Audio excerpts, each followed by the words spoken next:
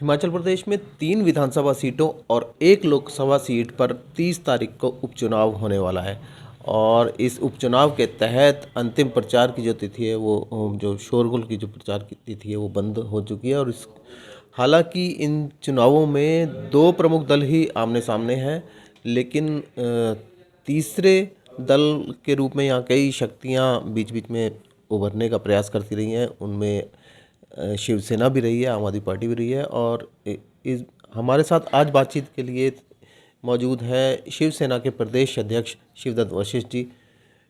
वशिष्ठ साहब, पंजाब केसरी में आपका स्वागत है। धन्यवाद।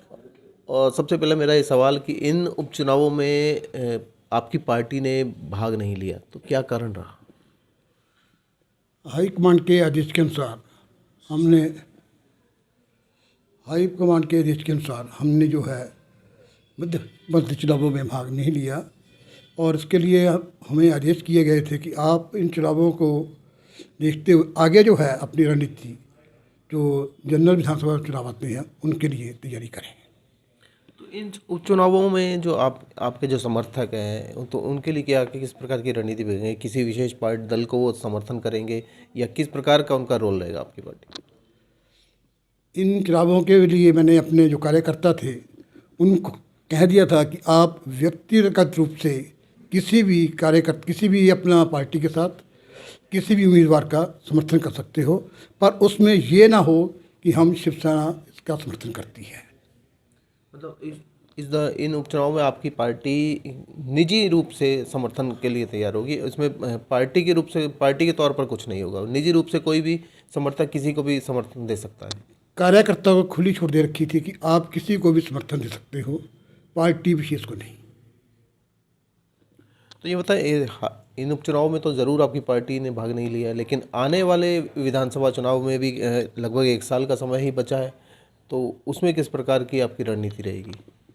जो आगामी विधानसभा चुनाव हैं उनके बारे में जो है हमारी बैठक पिछले कोई 1 महीना पहले हुई थी। उसमें ये निर्णय किया गया था कि हम जो है आगामी विधानसभा चुनाव अपने बलबूते पे लड़ेंगे और जैसा हमें हाईकमांड का आदेश होगा वैसा करेंगे। किसी दल के साथ साठगांठ का अभी तक हमारा कोई भी निर्णय नहीं है। तो ये अंतिम रूप है कि पार्टी विधानसभा 2022 का चुनाव लड़ेगी? बिल्कुल पार्टी चुनाव लड़ेगी, ये तय नहीं है कि हम कितने सीटों पे लड़ेंगे। लेकिन वशिष्ठ साहब, ये देखने में आया कि पहले हिमाचल प्रदेश में तीसरी जो शक्ति है अभी तक उभर नहीं सकी है। कभी कभी ये जरूर देखने में आया कि कुछ निर्दलीय चुनाव जीत गए हैं या तीसरे दल के रूप में एक आध सीट कई बार मिली है कि हमने देखा कांगड़ा में बहुजन समाज पार्टी का एक विधायक जीता था, तो लेकिन बाद में वो भी किसी दूसरे दल में शामिल हो गए। तो क्या आप मानते, क्या कारण रहे कि अभी तक जो तीसरा दल उभर नहीं पाया, और इन समीकरणों को देखते हुए आपको अपनी पार्टी के लिए कितनी संभावनाएं नज़र आती हैं? इन समीकरणों को देखते हुए मेरी तो ये अपना है कि हमें काफ़ी कोशिश करनी पड़ेगी, जद्दोजहद करनी पड़ेगी, क्योंकि ये दोनों नेशनल पार्टी जो हैं इनको टक्कर देना जो है कोई आसान खाला जी का बड़ा नहीं है। इसलिए हमने अपने कार्यकर्ताओं को विशेष रूप से ये कह दिया है कि आप इस विधानसभा चुनाव के लिए अपनी कमर कसें और प्रदेश को बतला दें कि हिमाचल में एक तीसरा दल भी जो है वो आगे आ सकता है। तो अगर पार्टी चुनाव लड़ती है तो क्या आपके जो मुद्दे रहेंगे? हमारा मुद्दा एक तो बेरोज़गारी के ऊपर रहेगा, दूसरा हमारी जो अपनी पार्टी का जो मुद्दा होगा वो ये है कि हम मुफ्त में देने की बजाय उसको वास्तविकता में दें। जैसे शिक्षा है, जो जरूरी चीज़ें हैं, शिक्षा है, स्वास्थ्य है, इसके ऊपर हमारा जोर रहेगा। और जो फ्री दे रहे हैं जनता को जो है, जैसे केजरीवाल ने कहा कि बिजली फ्री है, ये फ्री देने की बजाय और उनको किसी तरह सब्सिडाइज और किसी किया सकता है। ये नहीं कि आप बिजली फ्री कर दो, पानी फ्री कर दो, सब कुछ फ्री कर दो। अगर ये हम फ्री कर देंगे तो जनता जो है वो काम क्या करेगी? इसलिए हमारा मेन मुद्दा रहेगा भ्रष्टाचार, बेरोज़गारी और हिमाचल के विकास के लिए, जैसे हमारे हिमाचल की जो बिजली है, उसको जो शेयर हमारा है, कुछ तो सुप्रीम कोर्ट ने डिसीजन दिया है पीछे, कुछ और भी हम चाहते हैं कि जो हमारा हिस्सा है हिमाचल का वो हमें मिलना चाहिए। इसके ऊपर हमारा जो है पूरी लड़ाई रहेगी। तो आपको उम्मीद है कि बिजली इस रूप से सस्ती हो सकती है?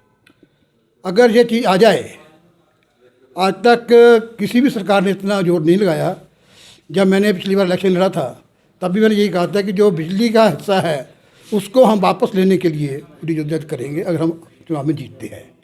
और ये चीज़ जो है अगर वो आ जाती है तो हिमाचल में बिजली सस्ती हो सकती है। शिवदत्त जी, एक और अहम मुद्दा पिछले दिनों में काफ़ी, जिसके कारण सियासत भी गर्म रही है।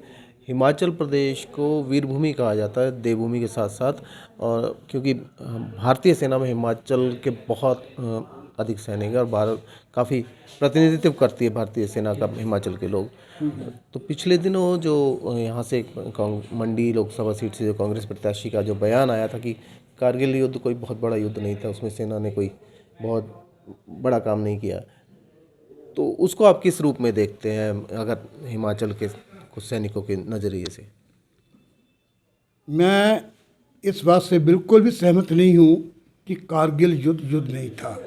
युद्ध युद्ध ही होता है और योद्धा ही लड़ते हैं, सैनिक ही लड़ते हैं। ऐसी टिप्पणी करके, जहाँ तक मेरी अपनी राय है, सैनिकों का अपमान किया गया है। और सैनिक जो हैं बॉर्डर पे हमारी रक्षा करते हैं। हमारा फ़र्ज बनता है कि हम सैनिकों के जो है उनकी सराहना करें, चाहे कोई भूतपूर्व सैनिक है चाहे कोई वर्तमान सैनिक है। उनके परिवारों के प्रति हमें सहानुभूति रखनी चाहिए जो सैनिक शहीद हुए हैं, और जो इस समय हैं उनको भी हमें जो है प्रोत्साहन देना चाहिए कि आपकी वजह से ही हम सुरक्षित हैं। अगर सेना पे सिपाही सुरक्षित है तो हमारी सीमा सुरक्षित है, और सीमा सुरक्षित है तो भारत सुरक्षित है। इस तरह से भारत की सेना के चाहे पूर्व सैनिक हो चाहे वर्तमान हो, उसकी निंदा करना जो है, उसको ये कहना है कि युद्ध युद्ध नहीं है। युद्ध जो है एक तरह का नाम ही खतरनाक है, और खतरनाक चीज़ में वो सैनिक ही कूदते हैं और कोई नहीं कूदता। धन्यवाद। तो ये थे शिवसेना के प्रदेश अध्यक्ष शिवदत्त वशिष्ठ, जिनका स्पष्ट रूप से कहना है कि जो सैनिकों के लिए जो कहा गया है कांग्रेस प्रत्याशी द्वारा, वो निश्चित रूप से खेदजनक है और ये सैनिकों का अपमान है। साथ ही उनका ये भी दावा है, और अपनी पार्टी के हाईकमान को भी ये एक सीधा सा संकेत है कि यदि हिमाचल प्रदेश में कांग्रेस और बीजेपी जैसी नेशनल पार्टियों से टक्कर लेनी है तो निश्चित रूप से संगठन को मजबूत करना होगा, और कोई ना कोई एक विशेष रणनीति इसके लिए बनानी होगी। पंजाब केसरी टीवी के लिए ऊना से संदीप खड़वाल।